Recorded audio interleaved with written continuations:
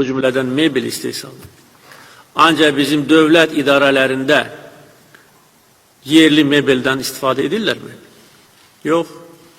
Hər bir kiçik məmur istəyir ki, xarici mebel olsun onun kabinetində. Nə üçün?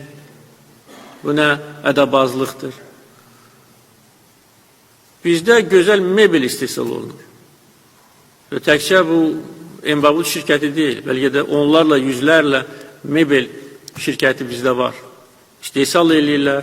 Amma digər bizim dövlət məmurlarımız yüksək vəzifəli, kiçik vəzifəli onu bəyənmirlər. Öyle onun keyfiyyəti heç bir başqa mebeldən fərqlənmir. Amma deyir, yox, bu Azərbaycan malıdır, mən bunu özümə rəva bilmirəm. Mən gərək İtaliya mebel olsun, Rumıniya mebel olsun. Son qoyulmalıdır buna.